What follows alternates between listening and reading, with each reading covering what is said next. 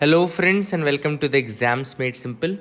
We are back again with the Hindu Complete Newspaper Analysis for 2nd, 3rd, and 4th of July 2023. 2, 3 और 4 जुलाई का पूरा complete the Hindu newspaper analysis हम देखेंगे। शुरू करने से पहले आप लोग से बता दूं कि 2 दिन जो वीडियो नहीं बन पाया था उसका रीज़न था कि I was involve in some sort of I was out of the town for some important meetings and therefore I was not able to make it. But आज मैं तीनों दिनों का न्यूज़पेपर तसल्ली से कंप्लीट कराऊंगा। तो आपको ये नहीं सोच देखो किसी दिन अगर न्यूज़पेपर मिस होता है ना तो ये नहीं सोचने का है कि नहीं बनेगा पेपर, है ना, या फिर क्यों मिस हो गया, है ना। अगर आपने पढ़ लिया है तो अच्छी बात है, नहीं पढ़ा है तो you can wait for me, I will make the videos. मैंने आपको पहले भी कहा है कभी ऐसा नहीं होगा कि वीडियो में ना बनाऊं, है ना। अगर मिस होता है तो I will cover compensate for that and that too in totality. ऐसा नहीं कि नहीं बनाऊंगा, 1 मिनट का 2 मिनट का बता दूंगा कि हाँ ये की हाईलाइट्स, ऐसा नहीं। अगर एडिटोरियल अच्छा है तो एडिटोरियल भी डिस्कस करूंगा, ठीक है ना। तो I hope you will like that. Start करेंगे आज सबसे पहले सवालों के साथ जिनके जवाब आपको देने हैं। पहला बहुत ही आसान सवाल के साथ स्टार्ट करते हैं। आंसर जरूर बताना कमेंट सेक्शन में आप लोग, है ना। यहाँ पे चालूपंथी मत क्या करो, आंसर बताया करो। वीडियो लाइक करने में चालूपंथी करते हो, आंसर बताने में चालूपंथी करते हो। ये बताने में कितने सही हुए कितने बने आपसे वो बताने में चालूपंथी करते हो, है ना। तो पहला सवाल है, who among the following was were associated with the introduction of Ryotwari settlement in India during the British rule. आपको बताना है कि इनमें से जो रैयतवारी सिस्टम था उसको इंट्रोड्यूस करने में कौन से लोग इन्वॉल्व थे इनमें से, ठीक है ना। तो ऑप्शन आ जैसे फर्स्ट है लॉर्ड कॉर्नवालिस, सेकंड है अलेक्जेंडर रीड, तीसरा है थॉमस मुनरो। आपको बताने इनमें से कौन कौन थे जो कि इन्वॉल्व थे। Option are 1 only, 1 and 3, 2 and 3 या 1, 2, 3। तो आपको बताना है, बहुत ही आसान सवाल है, सब सही करना प्लीज, है ना। The correct answer for this is C, 2 and 3, Alexander read और थॉमस मुनरो। आप सबको पता है रैयतवारी में 2 लोग इन्वॉल्व थे। लॉर्ड कॉर्नवालिस जो इन्वॉल्व थे वो परमानेंट सेटलमेंट से थे, ठीक है ना। तो that is the thing which is there. I hope you got clarity. दूसरा सवाल देख लेते हैं। दूसरा सवाल है, कंसीडर द फॉलोइंग पेयर्स। अब यहाँ पे कुछ पेयर्स हैं, जैसे कि पहला लिखा है Radhakant Dev, the first president of the British Indian Association. दूसरा लिखा है गजूलू लक्ष्मण सारू चट्टी, ये GL चट्टी जिसको बोलते हैं, ये इनका लिखा है फाउंडर ऑफ द मद्रास महाजन सभा। तीसरा लिखा है सुरेंद्र नाथ बैनर्जी, तो यहाँ पे है founder of the Indian association. आपको बताना है how many of the above pairs are correctly matched. इनमें से कितने पेयर है जो कि करेक्टली मैच्ड हैं। The correct answer options are 1 और 2 पेयर, 3 ऑल 3, नन, है ना। तो इसको करना है आपको। आंसर अगर बता पाओ तो बहुत अच्छा है, नहीं बता पाओ तो भी अपन ट्राई करेंगे कि मतलब देखते हैं कि आपसे बनता है कि नहीं। तो इसका करेक्ट आंसर जो है, the correct answer for this is only 2। 2 ही हैं जो कि करेक्टली मैच्ड हैं, only 2 are correctly matched. First Radhakant Dev, first president of British Indian association, ये बिल्कुल सही है। Third Surendra Nath Banerjee, founder of Indian association, बिल्कुल सही है।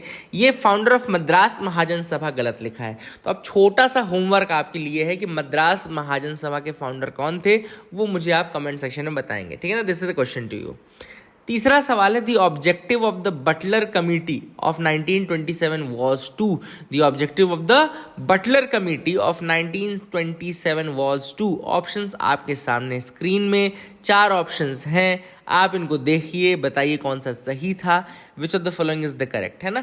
तो द करेक्ट ऑप्शन जो कि बटलर कमेटी का ऑब्जेक्टिव था 1927 की बटलर कमेटी का, उसका आंसर है improve the relationship between the government of India and the Indian states. तो the correct answer is D, to improve the relationship between the government of India and the Indian states. तो I hope you got clarity regarding these 3 questions. I hope आपको समझ में आ गया होगा। जो नहीं बना वो आप बताइएगा कमेंट सेक्शन में कि नहीं बने कितने। और जो पहला मैंने आपको ये क्वेश्चन जो होमवर्क दिया, मद्रास महाजन सभा का कौन था फाउंडर, तो वो आप मुझे बताइएगा। आप कुछ प्रीलिम्स स्पेसिफिक न्यूज़ देख लेते हैं। एक तो संथाल रेबेलियन के बारे में, इसको हुल रिवोल्ट भी कहते हैं। हुल, HUL लिखा है, हुल लिखा है, HOOL भी लिखा आ सकता है, हुल जिसको हम पढ़ेंगे, है ना। तो झारखंड में हर साल 30 जून को सेलिब्रेट किया जाता है हुल दिवस, है ना। हुल दिवस सेलिब्रेट किया जाता है for marking the beginning of the Santhal rebellion. इसको क्यों सेलिब्रेट किया जाता है? In order to mark the beginning of the Santhal rebellion, ठीक है ना। एंड आप सबको बता दूं कि Santhal people migrated from Birbhum and Manbhum regions, जो कि प्रेजेंट डे बंगाल में हैं, वहाँ से ये झारखंड आए थे। And this happened in around the late 18th century, मतलब 1700 के आसपास टाइम पीरियड में। 1770 में एक्चुअली बहुत बड़ा फेमाइन आया था बंगाल में, फिर उसके बाद संथाल्स जो थे they started moving towards the other areas and वहाँ से फिर वो झारखंड आए, ठीक है ना। एक परमानेंट सेटलमेंट एक्ट था 1790 में आया था। 1790 में permanent settlement act east India company लेकर के आई थी और वहाँ पे उन्होंने सेटल्ड एग्रीकल्चर शुरू करवा दिया। और जो आपके संथाल थे ना, उनको एक बहुत छोटा सा रीजन दिया दामिन एकोह के नाम से। ये जो लिखा है ना दामिन एकोह, इसको लिख लेना, दामिन एकोह संथाल रेबेलियन से रिलेटेड है। दामिन एकोह अगर पूछता है क्या है तो ये एक छोटा सा रीजन था जो कि अलॉट किया गया था फॉर द संथाल्स, जहां पे वो अपना सेटल्ड एग्रीकल्चर करेंगे। एंड ये बाद में बहुत बड़ा कारण बनता है संथाल्स के रेबेल करने का। संथाल रेबेलियन के जो स्टार्टिंग वो 1855 में मानी जाती है। 1855 में मतलब 1857 के पहले। कल को अगर आपको कोई क्रोनोलॉजी बेस्ड क्वेश्चन आता है ना तो उसमें याद रखिएगा ये संथाल रेबेलियन 1855 के आसपास हुआ था। लीडर्स में सिद्धू और कान्हू बहुत बड़े नाम है। There are two big names in this, Sidhu and Kanhu, and Chand and Bhairav ये भी नाम थे। पार्टिसिपेंट्स लगभग 32 castes and communities participated in this. Reason था दामिन एकोह का, present the Jharkhand around the Rajmahal hills. Damin Ekoh is the skirts of the hills, है ना।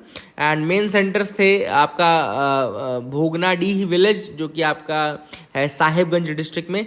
एंड मेथड जो था वो गरिल्ला वारफेयर था, अपोज्ड बाय मर्चेंट्स, महाजन, जमींदार, कैपिटलिस्ट, एग्रीकल्चर, क्योंकि इनको ऑब्वियस होता है लैंड चाहिए था कैप्चर करने के लिए। और ये पूरा दीकूज या आउटसाइडर्स जो थे इनको ये माना जाता था। तो I hope you got clarity regarding this. अगला देख लेते हैं। अगला जो टॉपिक है वो है वाइट रम्ड वल्चर के बारे में। वाइट रम्ड वल्चर है ना, तो बहुत सारे प्रोटेक्टिव मेजर तो किए जा रहे हैं वाइट रम्ड वल्चर को बचाने के लिए, बट सिगूर प्लेटू जो कि आपका नीलगिरीज में है, सिगूर प्लेटू नीलगिरीज में, वहाँ पे अभी भी इनके नंबर जो हैं बहुत ही कम होते जा रहे हैं। तो यहाँ पे जो मेन है हमको वाइट रम्ड वल्चर के बारे में जानना है। साइंटिफिक नेम है जिप्स बेंगालेंसिस, याद रखिएगा, the scientific name is gyps bengalensis. Conservation status is critically endangered, CITES के अपेंडिक्स 2 में आता है। हैबिटेट की बात करें तो forest, savanna, scrub land and grass land ये इसका हैबिटेट है। Spread Indian sub continent in south east Asia. Distribution अगर इंडिया में बात करें तो फाउंड थ्रू आउट इंडिया। देकर in temperate areas mostly in plane and occasionally in the hilly regions.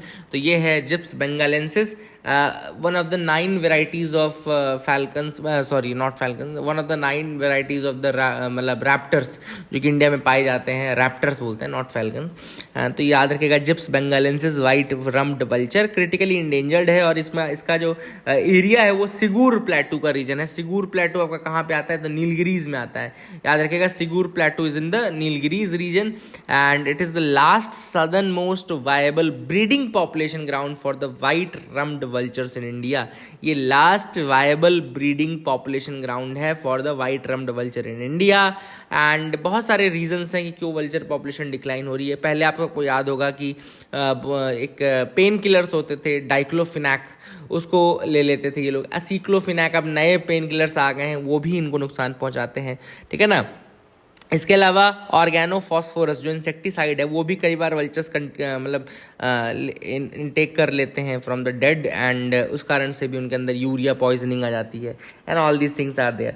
Anthropogenic pressure तो है ही, जैसे कैटल ग्रेजिंग है, पुअरली डिजाइंड चेक डैम्स हैं, they have all depleted the habitat of the vultures. Sigur plateau की बात करें, one of the most vital wild life corridors linking the western and the eastern Ghat, जैसा कि नीलगिरी आपको पता है कि दोनों को लिंक करता है, उसी का सिगूर प्लेटू बहुत इंपॉर्टेंट पार्ट है। And it is bounded by the north to the northwest by the Bandipur National Park, to the east by the Satyamangalam Wildlife Sanctuary and to the west by the Wayanad Wildlife Sanctuary. Wayanad आपका केरला वाले उसमें है, ठीक है ना। It is a part of world network of biosphere reserves of UNESCO. Sigur Plateau is the home to the Irular community tribals. अगर पूछा आपसे सिगूर प्लेटू में कौन से ट्राइबल्स रहते हैं तो इरुलार, याद रखिएगा, इरुला ट्राइबल्स जो रहते हैं they are from the Sigur plateau region, ठीक है ना। अब अगला जो टॉपिक है वो है national sickle cell anaemia elimination mission. National sickle cell anaemia elimination mission, तो रिसेंटली प्राइम मिनिस्टर ने लॉन्च किया है national sickle cell anaemia elimination mission भी। एंड सिकल सेल अनीमिया आपको पता होगा, it's a collection of inherited red blood cell condition that have an impact on haemoglobin which transports oxygen through out the body, है ना। तो obvious बात है anaemia का तो में होता ही हो कि जो मतलब आपका हीमोग्लोबिन की कमी आ जाती है अनीमिया में। हीमोग्लोबिन हीमोग्लोबिन क्या काम करता है, आपका ऑक्सीजन को ट्रांसपोर्ट करने का काम करता है पूरी बॉडी में, इसी कारण। और सिकल सेल एनीमिया में क्या होता है, तो मैंने आपको बताया था कि आरबीसीज जो होती हैं वो डिप्लीट होने लगती हैं, वो सिकल शेप्ड हो जाती हैं, दूसरी आरबीसीज का जो सर्कुलर पैटर्न है उसको कट कर देती हैं और उनको सिकल शेप्ड बना देती हैं, जिस कारण से उनका जो एरिया है घट जाएगा। एरिया घट जाएगा तो ऑक्सीजन कैरिंग कैपेसिटी उनकी डिक्रीज हो जाएगी धीरे धीरे, और पूरी की तरह से वो खत्म हो जाएंगे फिर, है ना। अब इसका एम क्या है national sickle cell anaemia mission का, तो इसका एम है to eliminate sickle cell anaemia by 2047 तक सिकल सेल एनीमिया को एलिमिनेट करना है। इसके अलावा to improve the care and prospects of all the sickle cell disease patients, है ना, तो all this things are there. Ministry head is the joint mission of the ministry of health and family welfares and ministry of tribal affairs, क्योंकि tribal population में ज़्यादा इस पर particularly ध्यान दिया जाएगा, है ना, क्योंकि वहाँ पे ज़्यादा इसका इशूज़ देखने को मिला है। आई hope you got clarity. Last है, मतलब जो लास्ट आउटसाइड न्यूज़पेपर न्यूज़ है उसमें बोनालू फेस्टिवल के बारे में आया था। बोनालू फेस्टिवल याद रखिएगा रिसेंटली गोलकोंडा फोर्ट हैदराबाद में हुआ। ये जो बोनालू फेस्टिवल है ये एनुअली सेलिब्रेट होता है twin cities of Hyderabad and Secunderabad and other parts of the Telangana state India, याद रखिएगा। It is dedicated to the worship of goddess Mahakali goddess के ऊपर ये सेलिब्रेट होता है। Word Bonalu is derived from the Telugu word Bhojanalu which means feast और मील, ठीक है ना, तो याद रखिएगा Bonalu is delivered from Bhojanalu. I hope you will remember that as well. All these things are important. आगे मूव करते हैं, आज के न्यूज़पेपर में आते हैं, है ना, देखते हैं और क्या क्या इंपॉर्टेंट न्यूज़ आर्टिकल्स हैं। तो let's start from the end, bottom and से स्टार्ट करते हैं जहाँ से न्यूज़ हमको आजकल मिलती है। एंड आई थिंक ये सारे पेपर, ये वाले पेजेस आई थिंक आपको उसमें नहीं दे रहे हैं वो लोग, एंड आई डोंट नो। अच्छा, अब एक बड़ी चीज़ ये मिली है कि local case of malaria has been reported in US after 20 years. अब लोकल केस ऑफ मलेरिया मिला है। लोकल केस ऑफ मलेरिया मतलब कि इम्पोर्टेड नहीं है, कहीं बाहर से कंट्री से नहीं आया है, ये वहीं पे किसी मच्छर ने काटा है जिस कारण से आया है। तो लोकल केस ऑफ मलेरिया तभी माना जाता है जब उस व्यक्ति का कोई पास्ट ट्रेवल रिकॉर्ड ना हो, रिसेंट ट्रेवल रिकॉर्ड ना हो, तो ये लोकली एक्वायर्ड मलेरिया कहलाती है। LAM बोलते हैं इसको, लोकली एक्वायर्ड मलेरिया। मलेरिया आप सबको पता है कि क्या होता है। मलेरिया एक पोटेंशियली फैटल डिसीज है। It is caused by a parasite of the genus Plasmodium. Plasmodium genus के पैरासाइट के द्वारा मलेरिया होता है एंड यूजुअली ट्रांसमिट होता है by the bite of anopheles mosquito. तो एनोफिलीज, फीमेल एनोफिलीज मॉस्किटो होता है जिसके बाइट से ये ट्रांसमिट होता है, ठीक है ना। एंड ये तो आपको रही बात मलेरिया की, मैंने बता दी। ये पैरासाइट अभी लोकली एक्वायर्ड केस है, इसलिए टेक्सास फ्लोरिडा का, वहाँ पे प्लाज्मोडियम वाइवैक्स था, उस कारण से ये आया। एंड मलेरिया यूजुअली स्टार्ट होता है with the flu like symptoms. बुखार होती है, ठंड लग के बुखार आती है, फीवर होता है, चिल्स जैसा मैंने बोल रहा हूँ, नॉजिएटिंग होता है, नॉजिया मतलब टेंडेंसी टू वॉमिट, है ना, एंड स्वेटिंग होती है। एंड अगर आप इसको ट्रीट ना करो तो it can lead to disorientation, seizures, anaemia, kidney damage and ultimately the death of the patient. तो इट्स फेटल डिसीज है ना। कभी आपको यूपीएससी स्टेटमेंट दे दे कि malaria is a fatal disease तो गलत मत कर देना, सही है ना।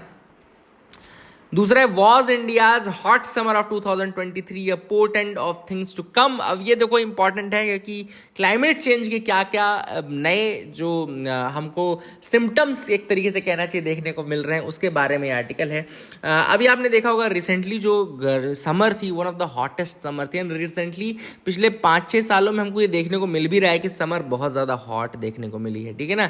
इसके अलावा जो ट्रेंड है number and duration of heat wave, वो भी काफ़ी ज़्यादा इंक्रीज हो चुकी है। अगर आप देखें तो heat waves have increase, heat waves पहले आने लगी हैं, ज़्यादा दिनों तक रहती हैं, एंड टेम्परेचर भी काफ़ी ज़्यादा रहता है देन द एवरेज, है ना। And number of days the temperature was exceeding the 30 degree Celsius has also increased. ऐसे दिन जिसमें टेम्परेचर 30 डिग्री से ज़्यादा था वो भी इंक्रीज हो गया है। पहले जो 1961 और 1990 के बीच में जो टाइम पीरियड था उसमें लगभग 70 दिन पूरे साल के ऐसे रहते थे जहाँ पे टेम्परेचर 30 डिग्री के आसपास है ना, तो याद रखिएगा 33 डिग्री के आसपास। एंड वहीं पे अगर हम इस बार का देखें टेम्परेचर तो 1991 से 2022 के बीच में, तो this temperature was recorded for 89 days in a year, 89 days in a year, है ना। तो आप देख सकते हैं 70 दिनों से बढ़ करके 89 डेज तक ये आ चुका है। तो it has become a new normal. तो ऑथर का ये कहना है कि this has become a new normal. अब ये जो कंसेप्ट है न्यू नॉर्मल का क्लाइमेट चेंज के रेफरेंस में, न्यू नॉर्मल हम किसी और चीज़ में नहीं बोले, ये देखो पॉलिटिक्स में भी न्यू नॉर्मल आया है, हम कह सकते हैं डिप्लोमेसी में भी न्यू नॉर्मल आया आया है, लेकिन अब ये क्लाइमेट चेंज में जो न्यू नॉर्मल है ये एक ऐसा वेदर पैटर्न है, क्लाइमेटिक कंडीशन है which are expected to have और become more frequent because of the climate change. New normal का मतलब ये है कि ऐसी कंडीशंस, ऐसी क्लाइमेटिक कंडीशन जिसमें कि आपको जो हो रहा था वेदर पैटर्न उससे हट करके आपको वेदर पैटर्न मिल रहा हो, तो वो अब ज्यादा नॉर्मल आपको रहेगा, लगेगा, मतलब आपको अब वो उसको हैबिट में लाना पड़ेगा। तो this is what is important. इसके अलावा आर वेदर पैटर्न्स चेंजिंग। अब ऑर्थर ने दूसरा क्वेश्चन पूछा कि क्या वेदर पैटर्न चेंज हो रहा है, तो in India yes definitely weather pattern change हो रहा है। जो नॉर्मल मानसून पैटर्न था वो डिले हो चुका है, आप सबको देखा होगा डिलेड ऑनसेट। इस बार मानसून तो मुझे लगता है अभी भी नहीं आया, डिलेड ऑनसेट है। Short but intense burst of rain, short but intense burst of rain देखने को मिलेंगे। डिलेड विड्रॉल भी देखने को मिलेगा, है ना। And some weather events have also become drier and other wetters, है ना। कुछ बहुत ड्राई इवेंट्स आपको देखने को मिलेंगे, कुछ आपको वेट इवेंट्स देखने को मिलेंगे। इनफैक्ट कुछ एरियाज में फ्लड, कुछ एरियाज में ड्रॉट आपको देखने को मिलेगा, है ना। There are unexpected droughts also, है ना। तो these are all the result of the climate change only, अगर आप इसको मानना चाहें तो माने। UN inter governmental panel on climate change ने 6th असेसमेंट रिपोर्ट निकाली थी, उसमें भी ये कहा था कि there will be prolonged rain free periods now, there will be prolonged rain free periods along with the excessive rainfall in many parts of the world। तो कहीं जगहों पे तो रेन फ्री पीरियड आपको मिलेगा, कई जगहों पे आपको रेनफॉल देखने को मिलेगी। तो in recent decades India has recorded several such extreme events, है ना। बहुत सारे ऐसे एक्सट्रीम इवेंट्स देखने को मिले इंडिया में। तो all this things are there. Climate change के अलावा यहाँ पे देखो मैरीन हीट वेव्स भी आने लगी हैं। मैरीन हीट वेव्स क्या है, जब ओशियन लेवल पे जब आपका टेम्परेचर बहुत ज़्यादा बढ़ जाता है ना, तो वहाँ पे विंड्स तो होती ही हैं। तो मैरीन रीजन में जब आपका टेम्परेचर बहुत ज़्यादा बढ़ जाता है तो फिर वार्मर विंड्स जो रहती हैं वो फ्लो करना शुरू करती है, जिनको मैरीन हीट वेव्स कहा जाता है। इसके अलावा मैरीन रीजन ओशन में एक और प्रॉब्लम है, ओशन एसिडिफिकेशन की प्रॉब्लम है, ठीक है ना। ऑब्वियसली बात है, एसिडिफिकेशन की प्रॉब्लम भी क्लाइमेट चेंज के कारण हो रही है। इसके अलावा सी लेवल राइज हो रहा है, तो वो भी क्लाइमेट चेंज के कारण है कि क्लाइमेट भैया गर्म होगा तो मेल्टिंग होगी। And ice is also melting faster at the poles. Author का कहना है पोल्स में आइस ज़्यादा जल्दी मेल्ट हो रही है। मैरीन हीट वेव्स के पीरियड बढ़ रहे हैं, टेम्परेचर बहुत ज़्यादा बढ़ रहा है ना। अगर आप इंडियन ओशन में देखो तो it recorded 6 marine heat waves over a period of 52 days in 2021। 2021 में इंडियन ओशन में 6 मैरीन हीट वेव्स आई थी over a period of 52 days only, है ना। They are very rare for a water body like Indian Ocean and all, but यहाँ हो रहा है। एंड इसके अलावा लास्ट ऑथर ने कहा है क्लाइमेट रिस्क का एम्प्लीफिकेशन। एम्प्लीफिकेशन का मतलब कि when many events interact with each other, बहुत सारे इवेंट्स ऐसे क्लाइमेट चेंज के जब इंटरैक्ट करने लगे, जैसे हीट वेव भी हो जाए, ड्रॉट भी पड़ जाए, बारिश भी ना हो, मानसून भी डिलेड हो जाए, तो ये सारे इवेंट क्या हो गए, अब एक साथ कनेक्ट हो गए। अगर एक साथ कनेक्ट हो गए तो होगा क्या कि इट विल इंटेंसीफाई और exacerbate the overall risk and consequences associated. तो जो ओवरऑल रिस्क है और जो ओवरऑल कॉन्सिक्वेंसेस हैं वो सब एक्सासरबेट हो जाएंगे, बढ़ जाएंगे। And that is what is known as the climate risk amplification. I hope you got clarity regarding that, आपको समझ में आ गया होगा। आगे मूव करते हैं, देखते हैं और क्या इंपॉर्टेंट न्यूज आर्टिकल्स हैं जिसके बारे में हमको डिस्कस करना है। You can move ahead with me, आप मेरे साथ आगे बढ़ सकते हैं easily. China to stay out of the Sri Lanka's creditors platform. अब आप सबको पता है कि पेरिस क्लब एक इनफॉर्मल ग्रुप ऑफ ऑफिशियल्स है जो कि वेस्टर्न क्रेडिटर्स का इनफॉर्मल ग्रुप है। वेस्टर्न क्रेडिटर मतलब वेस्टर्न कंट्रीज का ग्रुप जो कि लोन देती हैं किसी उसमें फंसे हुए कंट्री को बाहर निकालने के लिए, है ना। तो ये पेरिस क्लब कहलाता है। It is a informal group of officials, mostly western creditors, है ना। पहले अर्जेंटीना के लिए आए थे बहुत पहले, 1956 के आसपास ये लोग, है ना। तो याद रखिएगा। अब इस ग्रुप से तो चाइना इससे बाहर रहेगा, है ना। China which is the biggest bilateral lander for Sri Lanka. China हालांकि बिगेस्ट बायलेटरल लैंडर है श्रीलंका का, लेकिन इस ग्रुपिंग से बाहर रहेगा। फिर भी उसने कहा है कि नहीं, हम इस ग्रुप से बाहर ज़रूर है, लेकिन हम आपको मतलब बायलेटरली सपोर्ट करेंगे, विल सपोर्ट यू बायलेटरली, तो don't worry about that. This is what has been said by the China, ठीक है।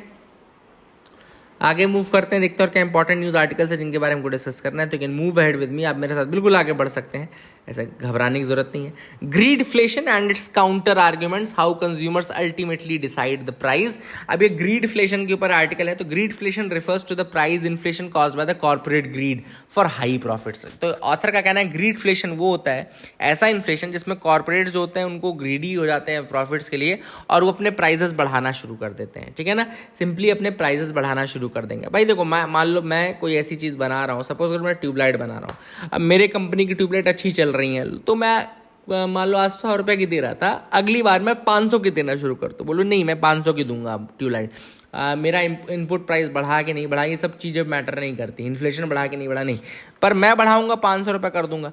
तो दूसरे कॉर्पोरेट्स भी कोशिश करेंगे कि अपना प्रॉफिट बढ़ाए, तो वो भी बढ़ाना शुरू कर देंगे। तो अब देखो कुछ चेंज नहीं हुआ, बस प्रॉफिट बढ़ाने के लिए धीरे धीरे कंपनीज ने क्या करना शुरू किया, कॉर्पोरेट्स ने क्या करना शुरू किया, प्राइस बढ़ाना शुरू कर दिया, है ना, प्रॉफिट के ग्रीड में। तो ये जो होता है वो ग्रीडफ्लेशन कहलाता है, ठीक है ना। ऑथर का ये कहना है, जो इसको मानते हैं प्रोपोनेंट्स, वो कहते हैं कि कॉर्पोरेट प्रॉफिट मार्जिन्स बहुत ज़्यादा बढ़ गए हैं अभी रिसेंट पास्ट में, स्पेशली कोविड के बाद उनको अपना प्रॉफिट बढ़ाना था, तो उन्होंने इस तरीके से किया है and all this is what has been said, है ना। एंड प्राइस राइज करने जा रहे हैं, करते जा रहे हैं, है ना। एंड जो प्रोपोनेंट्स हैं ग्रीडफ्लेशन थ्योरी के, वो ये भी कहते हैं कि ये इसलिए हो रहा है क्योंकि कॉर्पोरेट्स जो है वो मार्केट को डोमिनेट कर रहे हैं। This is the reason why they are doing this because corporates are dominating the market and वो मार्केट में एक तरीके से प्रॉफिटियरिंग के लिए ही आए हैं, and this is what has been said। अब लेकिन कई लोग जिसको इस नैरेटिव को क्वेश्चन भी करते हैं, इस नैरेटिव को क्वेश्चन करना मतलब इस नैरेटिव के क्रिटिक्स भी बहुत सारे लोग हैं। कुछ लोग का ये कहना है कि no we can not accept your greedflation theory. Why we can not accept? Because ultimately the leader is consumer. Author का ये कहना, जो इसको क्रिटिक है उनका कहना है कि भैया कंज्यूमर राजा है, अगर कंज्यूमर नहीं मानता आपका प्राइस तो आप प्राइस राइज कर ही नहीं सकते हैं इन एन इकोनॉमी में कंज्यूमर के दाम पे ही आपको बेचना पड़ेगा। You can not force a consumer to pay a certain amount of goods, है ना। You can only try to gauge the maximum price that consumers would be willing to pay, है ना। And the price limit will be set according to the consumers wishes, है ना, not from the whims and fancies of your corporates। तो in short the businesses have freedom to raise the price. हालांकि price raise करने की, घटाने की उनके पास power रहती है बिजनेसेस के पास, but ultimately it is the consumers who decide the price of any product in the market, ठीक है ना। तो this is what has been said. Corporate greed अपनी जगह, लेकिन प्राइस इस तरीके से नहीं बढ़ सकता। This is what has been said. Legality of the Delhi ordinance, तो आप सबको मैंने बताया था कि दिल्ली ऑर्डिनेंस 19 मई को लाया गया, जो कि 11 मई के डिसीजन के अगेंस्ट था। सुप्रीम कोर्ट का 11 मई का डिसीजन था, उसके अगेंस्ट था। National capital territory of Delhi act 1991 को अमेंड किया गया इस ऑर्डिनेंस के द्वारा, और जो सर्विसेज का जुरिस्डिक्शन है वो दिल्ली गवर्नमेंट से ले लिया गया, और एक कमेटी बना दी गई 3 लोगों की, जिसमें चीफ मिनिस्टर तो रहेगा दिल्ली का, सीएम रहेगा, plus 2 bureaucrats will be there, CM plus 2 bureaucrats will be there. तो मतलब एक तरीके से जो काउंसिल ऑफ मिनिस्टर ये सब है, इन सब का रोल ही खत्म कर दिया, दिल्ली गवर्नमेंट का रोल खत्म कर दिया, ठीक है ना। अब ये ऑथर ने यही कहा है कि ये जो है this ordinance is not in terms with either article 239 AA और GNCDT एक्ट ऑफ 1991, है ना। तो ना तो कॉन्स्टिट्यूशनल आर्टिकल 239 AA के फेवर में है ये ऑर्डिनेंस, ना ही GNCDT एक्ट 1991 के फेवर में है, कॉन्फॉर्मिटी में है ना। क्योंकि अगर आप 239 AA का सबसेक्शन 7 देखें तो it empowers the Parliament to make a law to supplement the provisions contained in that article, है ना। तो बट ये कहीं पे भी नहीं लिखा हुआ है कि ये उसके अकॉर्डिंग कॉन्ट्रैरी प्रोविजंस बनाना शुरू कर देगा, है ना। सप्लीमेंट कर सकता है, नॉट कॉन्ट्रैरी टू दैट, है ना। तो ये ऑथर ने कहा है कि ये पावर नहीं दी गई है पार्लियामेंट को, और पार्लियामेंट को नहीं दी गई मतलब प्रेसिडेंट को नहीं दी गई, इस कारण से ये वायलेट करता है इस चीज़ को, and it will be null and void in times to come.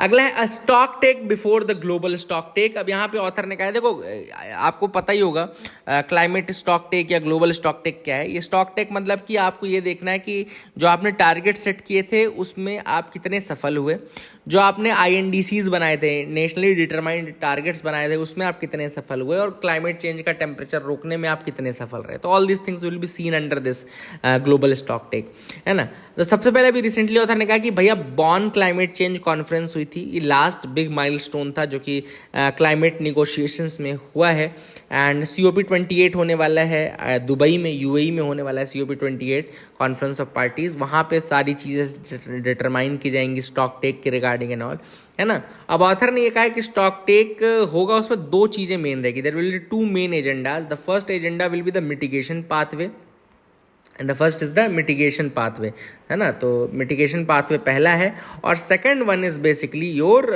Financing financing the climate change, है ना. तो the second one is the having a proper flow of finances, है ना, flow of finances. The first is the mitigation pathway, second is the flow of finances. तो author ने यहाँ पे ये कहा कि देखो पहला जो है मिटिगेशन उसमें है, मिटिगेशन वाला जो हमारा पार्ट है उसके लिए ऑथर ने कहा है कि जस्ट ट्रांजिशन, एक टर्म आया था रिसेंटली, जस्ट ट्रांजिशन, है ना. The very important term was just transition. ये टर्म जो जस्ट ट्रांजिशन का है वो आई थिंक COP26 में आया था. जस्ट ट्रांजिशन वर्ड जो था वो COP26 में आया था और COP27 में इसके रिगार्डिंग बोला भी गया है, COP27 में इसके रिगार्डिंग, ठीक है ना. तो ये देखो लेगा the parties to the Paris Agreement has introduced just transition pathways at COP27. याद रखिएगा इसका इंट्रोडक्शन COP27 में ही लिख लीजिएगा, है ना. फाइनली COP27 ही लिखिए. वैसे 26 में बात हुई थी but anyways the article is saying 27, तो लेट्स स्टिक टू दैट. तो parties to the Paris Agreement introduce the just transition pathways at COP27. तो जस्ट ट्रांजिशन पाथवे जो है वो COP27 में इंट्रोड्यूस किया गया. जस्ट ट्रांजिशन पाथवे क्या होता है, what is this just transition pathway? तो अगर हम देखें तो जस्ट ट्रांजिशन का मतलब होता है means that the transformational pathway needs to be carried out in a way that it is as fair and inclusive as possible to everyone concerned. इसका मतलब जस्ट ट्रांजिशन का मतलब ये होता है कि हमको एक ऐसा ट्रांसफॉर्मेशन करना है या एक ऐसा ट्रांजिशन पाथवे फॉलो करना है जो कि जितने हद तक हो सके उतने हद तक फेयर और जितने हद तक हो सके उतने हद तक इंक्लूसिव रहे एज पॉसिबल, ठीक है ना. तो जितने भी स्टेक होल्डर्स हैं सबके लिए इंक्लूसिव रहे, सबके लिए फेयर रहे, एंड यही चीज़ है जस्ट ट्रांजिशन पाथवे, ठीक है ना. और दूसरा जो यहाँ पे ऑथर ने उठाया है वो उठाया है फाइनेंसिंग का, मोबिलाइजिंग फाइनेंसेस. तो ऑथर का ये कहना है कि भाई आपने जब कोपेनहेगन क्लाइमेट चेंज कॉन्फ्रेंस हुई थी 2009 में, 2009 में हुई थी कोपेनहेगन क्लाइमेट चेंज कॉन्फ्रेंस हुई थी, वहाँ पे आपने बोला था कि हम सबको डेवलप्ड कंट्रीज से वादा किया था कि डेवलप्ड कंट्रीज ने वादा किया था कि वो जॉइंटली $100 बिलियन हर साल देंगे क्लाइमेट फाइनेंस के लिए, लेकिन उनमें से अभी कुछ नहीं दिया गया. ऑथर ने कहना कुछ नहीं दिया गया, अभी कुल मिला करके $100 बिलियन दिया गया है, ठीक है ना, और वो हर साल देना था. इसके अलावा at the conference the Environmental Integrity Group insisted on the mitigation work programme to be yielding the finance move to somewhat digress from. तो कुल मिलाकर के ये है कि जो developed common but differentiated responsibilities जो है, तो वही वाली बात है कि आपको ये देखना चाहिए था डेवलप्ड कंट्रीज को कि फाइनेंस की अवेलेबिलिटी, टेक्नोलॉजी की अवेलेबिलिटी है कि नहीं है, ये कंट्रीज कैसे शिफ्ट करेंगी रिन्यूएबल एनर्जी की तरफ, है ना. अगर आप उनको कुछ दोगे नहीं तो they will not be able to मतलब change their attitude, their technology etcetera. तो यही चीज़ ऑथर ने यहाँ पे वही कही कि आपको एक प्रॉपर फाइनेंसिंग का भी मैकेनिज्म निकालना पड़ेगा. दूसरा एडिटोरियल जो हम आज डिस्कस करेंगे वो है India should refuse America's NATO plus bet. अब आप सबको पता होगा कि अमेरिका ने बहुत ज़्यादा इनवाइट किया इंडिया को नेटो प्लस में जुड़ने के लिए. तो वो चीज़ वैसे तो एस जयशंकर जी ने कहा है कि हमको सूट नहीं करता है नेटो का जो स्ट्रक्चर है, बट ऑब्वियस सी बात है थोड़ा सा इसके बारे में डिस्कस कर लेते हैं. नेटो देखो क्या था, नेटो एक ट्रांस अटलांटिक मिलिट्री अलायंस है 31 कंट्रीज़ का रिसेंटली, जिसमें फिनलैंड ने ज्वाइन किया है 31st मेंबर के रूप में, एंड स्वीडन जो है वो वेट कर रहा है ज्वाइन करना, है ना. फिनलैंड ने अभी अप्रैल 2023 में ही ज्वाइन किया, ठीक है ना. तो नेटो 31 मेंबर्स हो गए, है ना. तो all this things are there. But NATO plus में क्या है, नेटो प्लस एक सिक्योरिटी अरेंजमेंट है नेटो का, and 5 treaty allies of the US, 5 और ट्रीटी एलाइज हैं यूएस के, Australia, New Zealand, Japan, Israel and South Korea. तो वो उसके मेंबर्स हैं नेटो प्लस के, ठीक है ना. और इंडिया को भी इनवाइट किया गया है. अब इंडिया को क्यों इनवाइट किया गया है, सिंपल सा रीज़न ये है कि अमेरिका काउंटर करना चाहता है चाइना को, इसलिए उसने इंडिया को इनवाइट किया है, ठीक है ना. हालांकि इससे फ़ायदा इंडिया को होगा, इंडिया को सिक्योरिटी मिलेगी, नेटो की सिक्योरिटी मिलेगी, टेक्नोलॉजी ट्रांसफर होगा नेटो कंट्रीज़ के साथ, नेटो प्लस की जो अदर मेंबर कंट्रीज हैं उनके साथ आपके रिलेशंस इंप्रूव होंगे. All these things will be the benefit. But हमको पहले बहुत सोचना समझना चाहिए. ऑथर का ये कहना है बहुत सारा सोच समझ के हमको ये इसमें से स्टेप्स लेने पड़ेंगे. क्यों? पहले अगर आपने फर्स्ट रीज़न ऑथर ने दिया कि अगर आपने नेटो फ्रेमवर्क ज्वाइन किया, इसका मतलब है कि आपने 2 कंट्रीज़ को अपना दुश्मन बना लिया है. उसमें से एक आपका नेबर है ना, चाइना. दूसरा रशिया भी आपके बहुत काम आया है हमेशा, उसको भी आपने दुश्मन बना लिया.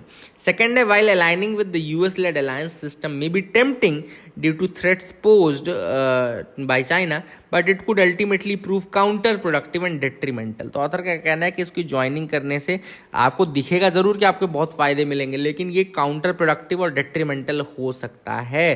बिकॉज अगर आपने एक मिलिट्री फ्रेमवर्क ज्वाइन कर लिया तो आपकी फ्रीडम लिमिट हो जाएगी, और मतलब क्या एक्शंस आपको लेने हैं वो फिर इंडिपेंडेंटली आप नहीं ले पाएंगे, आपको फिर नेटो प्लस सबसे कंसल्ट करना पड़ेगा। तो आपकी इंडिपेंडेंट मतलब डिसीजन मेकिंग जो है इन मैटर्स में वो कहीं ना कहीं ख़त्म हो जाएगी।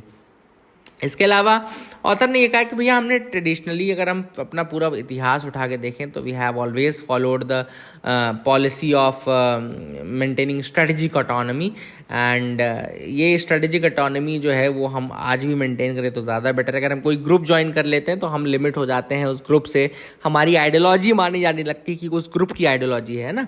तो all this things are the reasons why we should hold our horses in order to in attempt to join this grouping, है ना। तो I hope you got clarity regarding that as well. एक यहाँ पे बर्ड के बारे में देखो लिखा है शिकरा बर्ड। शिकरा, अगर आपसे कोई पूछे व्हाट इज शिकरा, है ना, shikra is a small bird of prey and it is distributed widely in the country also. हमारे देश में भी पूरा बिल्कुल है। सरखेज रोज़ा जो अहमदाबाद में एक जगह है वहाँ पे देखा गया। तो shikra is a bird of prey, याद रखेगा। I hope you got clarity. अब आज का न्यूज़पेपर तो यहाँ इसके साथ खत्म होता है। थोड़ा हम 3 जुलाई का न्यूज़पेपर देख लेते हैं। Will see the newspaper of 3 July. Will start from the last, obviously बात है। ऑस्मोसिस और फ्लूइड ट्रांसफ़र जो पहली चीज़ थी वो थी तो ओशन करंट्स, सब एटॉमिक पार्टिकल्स हों गैलेक्सीज में, almost everything is moving from one place to another, है ना। अब ये डिफरेंट काइंड्स ऑफ मूवमेंट होती हैं which are related to different purposes. उनमें से ही एक मूवमेंट है ऑस्मोसिस। ऑस्मोसिस क्या होता है? एक फ्लूइड जब मूव करता है from a place of higher concentration to a place of lower concentration, मतलब वही है ना, डाइल्यूट और कंसंट्रेटेड। हम वो दो चीज़ बोलते हैं ना, जैसे पानी अगर आप ज़्यादा मिला दो किसी एसिड में तो बोलते हैं डाइल्यूट हो गया, है ना, वो पूरा उसको एसिड रहने तो बोलते हैं कंसंट्रेटेड रह गया। तो अगर एक फ्लूइड फ्लो करता है from a place of higher concentration to a place of lower concentration through a semi permeable membrane, तो हम उस प्रोसेस को बोलते हैं ऑस्मोसिस। याद रखिएगा, सेमी परमिएबल मेम्ब्रेन होना चाहिए। और ये फ्लूइड है हायर कंसंट्रेशन पे, फ्लूइड है लोअर कंसंट्रेशन पे। तो fluid from higher concentration is flowing to the fluid of lower concentration through a semi permeable membrane. इसी प्रोसेस को कहते हैं ऑस्मोसिस। बोलते हैं ना ऑस्मोटिक प्रेशर, ये वो है ना, all this things are there. तो जैसे ऑथर ने यहाँ पे एग्जांपल दिया है कि अगर you fill a container with concentrated sugar solution on one side and a diluted sugar solution on the other side of a semi permeable membrane, then the water molecule will travel from the diluted solution to the concentrated one through the membrane until the concentration of water is equal on both side. तो एक तरीके से वही हुआ ना, दोनों का concentration बराबर हो जाएगा। तो मतलब जो हाईली कंसंट्रेटेड था वो डाइल्यूट हो जाएगा धीरे धीरे। तो हाई से डाइल्यूट की तरफ चला गया ना वो। एक तरीके से पानी कहाँ से जा रहा है? पानी डाइल्यूट से हाई में जा रहा है, लेकिन वो क्यों जा रहा है? ताकि उसका कंसंट्रेशन कम हो जाए, ठीक है ना। तो दिस इज ऑस्मोसिस। तो एक चीज ये भी याद रखना, अगर कल को यूपीएससी पूछता है क्वेश्चन, एक सेमी परमेबल मेम्ब्रेन रखा हुआ है और एक तरफ कंसंट्रेटेड शुगर सोल्यूशन रखा है, एक तरफ आपका डाइल्यूटेड शुगर सोल्यूशन रखा है, तो पानी किधर से किधर जाएगा? तो पानी डाइल्यूट से कंसंट्रेटेड की तरफ जाएगा ताकि कंसंट्रेटेड वाले को डाइल्यूट कर दें, है ना। तो ये याद रखिएगा। And a German plant physiologist थे जिनका नाम था विल्हेम फेफर। याद रखिएगा, विल्हेम फेफर इनका नाम था। And he first thoroughly studied osmosis in 1877 after various other studies by the scholars, है ना। तो याद रखिएगा, on leaky membranes. And this process is incredibly important in biology when liquids move from one part of an organism to another through cellular membranes that are semi permeable। जैसे हमारे cell में होता है ना ये चीज़, osmosis very important, ठीक है। तो ये important है for pumping the nutrients also। जो nutrients हमारे रूट से लीव्स तक जाते हैं तो वो भी osmosis के माध्यम से जाते हैं, ठीक है ना। रेजिन्स जैसे आपने पानी में रख दिया, अगर आपने रेजिन्स को रख दिया तो वो फूल जाते हैं ना, स्वेलिंग हो जाती है उसमें, तो वो भी ऑस्मोसिस के कारण ही होता है। तो all this things are the examples. And कई बार हम नहाते हैं जब बहुत देर तक, तो आपने उंगलियों में आपने देखा होगा कि उंगलियां वैसे एकदम श्रिंक हो जाती हैं, तो वो भी ऑस्मोसिस के कारण ही होता है। तो all this things are there. I hope you got clarity regarding that as well. आपने देखा होगा जब वेस्ट इंडीज़ क्वालिफाई नहीं कर पाई है वर्ल्ड कप के लिए, तो एक बहुत बड़ी बात है ये भी। This is a very big thing which is there. West Indies जैसी कंट्रीज अब बाहर रहने लगेंगे अगर, तो that will be quite unbelievable. कल के पेपर में तो बता रहा हूँ, बिलीव करेगा बहुत ज़्यादा चीज़ें नहीं आई थी. Why has IMF, what are IMF views on crypto market in Latin America changed. तो अब यहाँ पे जो अभी आपने देखा होगा लैटिन अमेरिका जो है वहाँ पे क्रिप्टो इकोनॉमी बहुत ज़्यादा स्ट्रांग होती जा रही है. जैसे आपने अर्जेंटीना देखा होगा, चिली देखा होगा, कोलंबिया देखा होगा. They all have experienced devaluation of their currency against the US dollar, and then in order to preserve the value of their savings they have explored converting their funds to US dollars. इसलिए उन्होंने अपने funds को US dollar में convert कर लिया. इसके अलावा there are legal restrictions on controlling this. ये भी है कि कितना आप कन्वर्ट करोगे डॉलर्स में, उसके में भी लीगल रिस्ट्रिक्शंस हैं. इसीलिए तो they have chosen to convert their assets to stablecoins, cryptocurrencies which are design to reflect the value of fiat currency such as US dollar, है ना.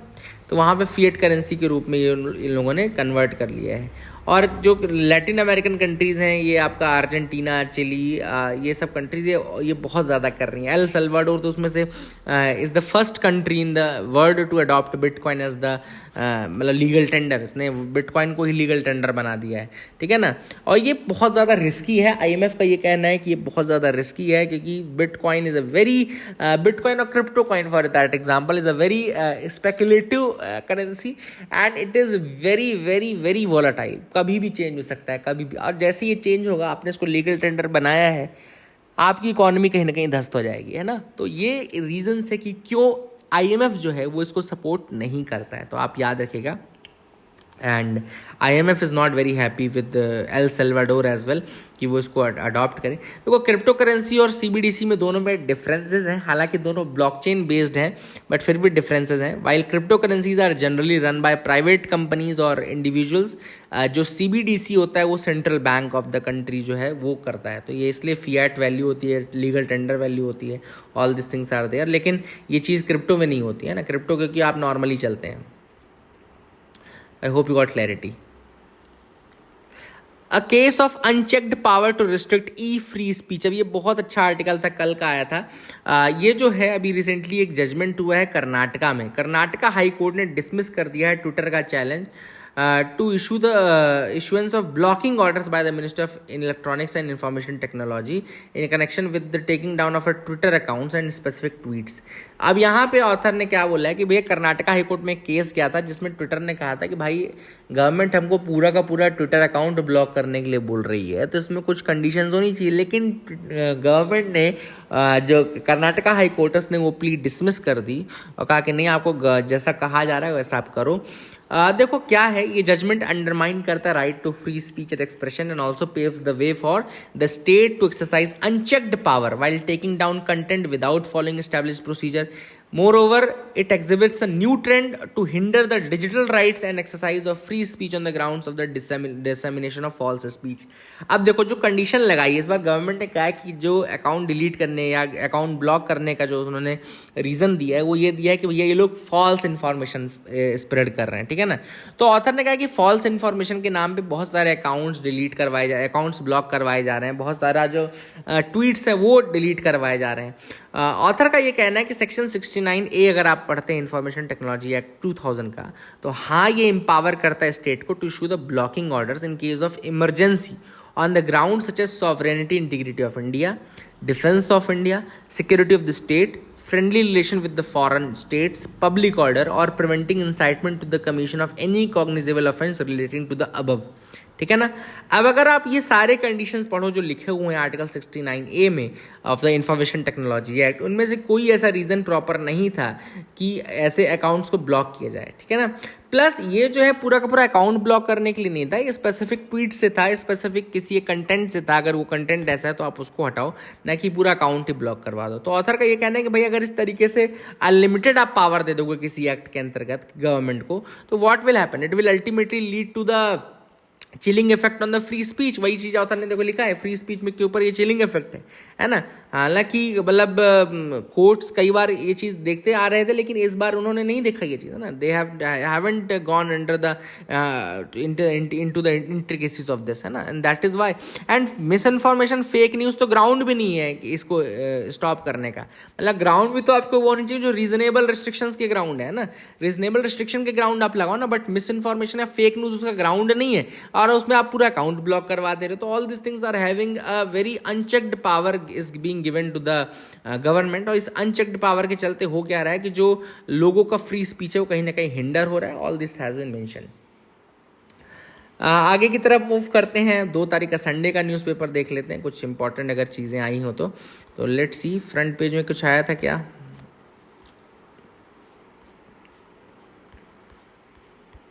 यस, वाटर मिशन में miss 2024 target.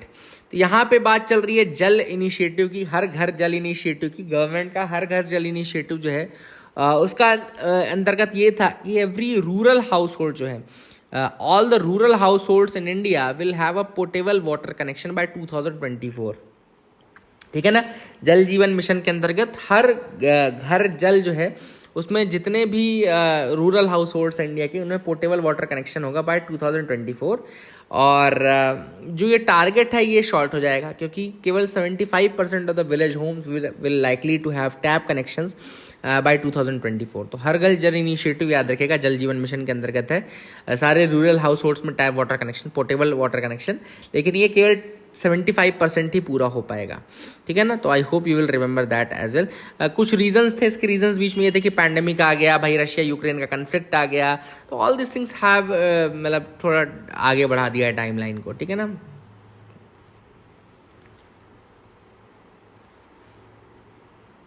With new date to fix boundaries, census unlikely before polls. Our deadline to freeze the administrative boundaries of district, tehsil and towns among others has been extended till December 31। तो अब जो deadline है to freeze the administrative boundaries of district, tehsil and towns ये 31 दिसंबर तक कर दी गई है ना। एंड इसी कारण सब लोगों को लग रहा है कि जो सेंसस एक्सरसाइज है वो 2024 इलेक्शन के पहले तो नहीं होने वाली है ना। और जो डेकेनियल सेंसस एक्सरसाइज है ये कंडक्ट होने वाली थी 2021 में पहले, फिर पोस्टपोन होती गई कोविड के चलते, फिर अभी फिर से हो गई। कौन करता है? Office of the registrar general of India इसको करता है। अभी लास्ट वीक इन्होंने ऑर्डर किया था जिसमें date of freezing of boundaries जो है फॉर द ये है will now be effect from 1 January 2024। अब ये 1 जनवरी से आएगा इफेक्ट में। इस कारण से लोगों को लग रहा है जो सेंसस है वो भी बाद में ही होगा, मतलब आफ्टर द 2024 पोल्स ही होगा। ठीक है ना। और इंडिया ने सेंसस कंडक्ट किया है हर बार 10 साल में 1881 से। ये तब भी नहीं रुकी थी एक्सरसाइज, वर्ल्ड वॉर 2 चल रहा था, लेकिन ये 2020 में पोस्टपोन्ड हुई पहली बार आफ्टर 1881, है ना। तो I hope you will remember that as well.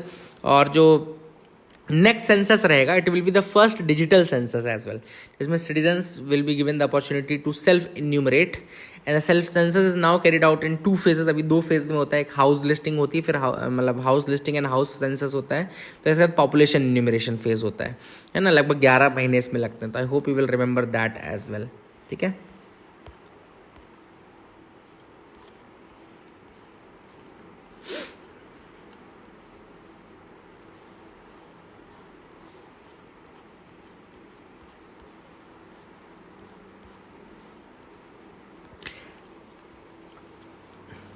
India adds 664 animal species to its fauna database, 339 taxa to its flora। तो फ्लोरा और फौना दोनों का जो अभी रिसेंटली अपडेट किया गया है उसमें 664 एनिमल स्पीशीज ऐड किया है फौना के डेटाबेस में and 339 taxa to its flora plant species में। ठीक है ना।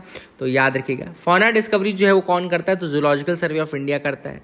जूलॉजिकल सर्वे ऑफ इंडिया करता है, उसकी रिपोर्ट आती है animal discoveries, new species and new records. ठीक है ना।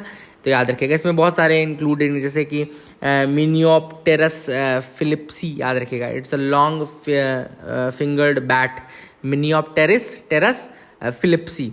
फिर इसके अलावा ग्लिस्क्रोपस मेघालयानस, याद रखिएगा बैम्बू ड्वेलिंग बैट होता है, ये मेघालय से है, दोनों ही मेघालय से ऊपर। Sela Macaca selai, new macaque species discovered in the western and central Arunachal Pradesh, Sela pass वाले रीजन से ये मिला है। ठीक है ना। New records include Macaca leucogenys, white cheeked macaque होता है, पर earlier found in Modog south eastern Tibet, अब ये इंडिया में भी मिला है ना, अरुणाचल प्रदेश वाले रीजन में। It also includes Ficedula Xanthopigia, which is the yellow rummed flycatcher, earlier known as the known from Mongolia. Then Trans Baikal region में भी था ये, है ना. तो all these things are there. ये आप याद रखिएगा. आगे और देख लेते हैं कुछ और अगर इंपॉर्टेंट न्यूज़ आर्टिकल्स हैं तो. हाँ, मार्शियन गलीज, मार्स प्लैनेट पे जो गलीज मिली हैं, गली इरोजन जैसे हम बोलते हैं ना, गली इरोजन, तो गलीज का फॉर्मेशन हुआ है. The gullies have been observed on the Mars surface. They could have been formed by melting water ice during the periods of high obliquity. तो यहाँ कुछ रिसर्च चल रहा है. वो कह रहे हैं कि हाई ओब्लिक्विटी का टाइम था, मतलब जो ओब्लिक हो गया था प्लैनेट का जो सरफेस था, जो भी रहा हो, है ना, तो उस समय मेल्ट वाटर बहेगा, और जब मेल्ट वाटर बहेगा तो फिर वो क्या करेगा, क्रिएट करेगा, गलीज क्रिएट करेगा. ठीक है ना. तो that is what has been mentioned in this कि गलीज वो क्रिएट हुई हैं. Will signing the Artemis Accord benefit India? तो on June 21 India became the 27th signatory of the Artemis Accord. याद रखिएगा, Artemis Accord साइन करने वाला इंडिया 27th signatory बन गया है. Artemis Accord is nothing but a non-binding guidelines that underpin the Artemis program, which is the US-led program to return humans to the moon permanently. है ना. तो project to return humans to the moon permanently ऐसा programme है Artemis, उसमें India 27th signatory बना है. हालांकि non binding guidelines है. Artemis program includes plan for a base on the new lunar surface, multiple spacecrafts to ferry humans in cargo, orbiting space station, constellation of satellites to help with navigation communication. First Artemis crewed mission जो हैगा moon surface पे वो 2026 में जाएगा. And the program resembles a Chinese Russian plan for international lunar research station. तो India, China और Russia का भी एक प्रोग्राम है इंटरनेशनल लूनार रिसर्च स्टेशन, उसी के जैसा ही ये प्रोग्राम है. ठीक है ना. I hope you will remember as well. और ऑब्वियसली बात है, इंडिया भी इसको साइन करने वाला 27th मेंबर बन चुका है. तो अब देखते हैं किस तरीके से इंडिया के लिए बेनिफिशियल होगा, क्या इंडिया करता है इसके लिए, but that is the thing which is there.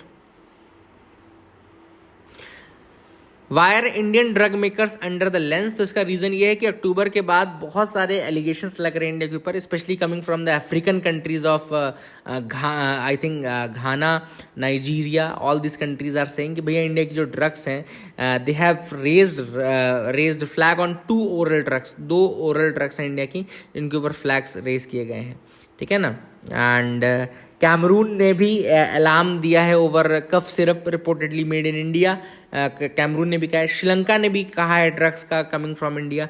तो Sri Lanka, Cameroon, Nigeria, Ghana, Gambia, वहाँ पे 70 लोगों की डेथ हो गई है, children, related to contaminated cough syrup made in India. है ना. 70 लोगों की डेथ हुई है because of the contaminated cough syrup. तो ये बहुत बड़ा एक मुद्दा है जो कि है.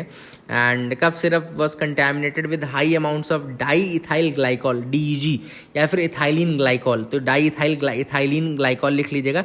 डाइथिलीन ग्लाइकॉल और इथिलीन ग्लाइकॉल जो है ये मिला है कफ सिरप पे, जिस कारण से 70 लोगों की डेथ हुई है गैम्बिया में. और इसके अगेंस्ट इंडिया की ड्रग्स के अगेंस्ट जो बेसिकली है वो किया जा रहा है. And Mozambique has also been checking all these things are there. And कुछ लोग बोल रहे हैं फार्मा कंपनीज का आप लाइसेंस बंद कर दोगे केवल, ये काफ़ी नहीं है, क्योंकि ऑब्वियसली बात है इट इज़ लाइफ थ्रेटनिंग और लाइफ लोगों की गई है. और ये भी लिखा है कि भैया ड्रग्स एंड कॉस्मेटिक्स एक्ट 1940 अगर आप पढ़ो तो जो लोग the persons who are not adhering to the manufacturing processes they can be subject to maximum punishment of imprisonment of life. तो आप वही पनिशमेंट दो तभी जा करके जो मतलब कहना चाहिए जो ट्रू मतलब पनिशमेंट है वो मिल पाएगी. सेंट ऑफ अ सिटी, तो यहाँ पे अतर या इत्र जिसको हम बोलते हैं उसके बारे में आर्टिकल आया था कि भैया प्योर एंड नेचुरल अतर या इत्र जो है वो कहाँ बनते हैं. तो रोज, केरवा, चमेली, बेला, मैरीगोल्ड, जस्मीन, इन सब के फ्लेवर्स में बन सकते हैं इत्र या अतर जिसको हम बोलते हैं. And Kannauj which is a small town in Uttar Pradesh, लिख लीजिएगा, Kannauj which is a small town in Uttar Pradesh is known as the perfume city of India. क्या बोलते हैं इसको? परफ्यूम सिटी ऑफ इंडिया बोलते हैं. And most of the attar manufacturers here have been in the business for generations and they keep their specific formula well guarded. तो याद रखिएगा, the steam distillation is carried out in copper vessel. तो इसमें क्या process होती है? Steam distillation की process होती है जो कि कॉपर वेसल में की जाती है, जिसको देग कहा जाता है, DEGH, देग, ठीक है ना। एंड देग को फायर किया जाता है, वेपर कलेक्ट होता है एक भपका में याद रखिएगा, भपका में वेपर होता है, कंडेंस होता है। एंड जो अत्र है वो रखा जाता है कुप्पी में, which is made from leather. कुप्पी में एक अत्र रखा जाता है which is made from leather including the camel skill, है ना। तो ये क्यों ऐसा रखा जाता है? क्योंकि लेदर में रखेंगे तो मॉइस्चर ऑटोमेटिक नेचुरली ये रिमूव कर देगा। तो दैट इज़ द थिंग। देग, कुप्पी, भपका, ये टर्म्स याद रखिएगा और कन्नौज तो याद रखिएगा। So that is it for the day. I hope you like our video. Please like and subscribe. Keep loving us, keep sharing us. Thank you, have a nice day.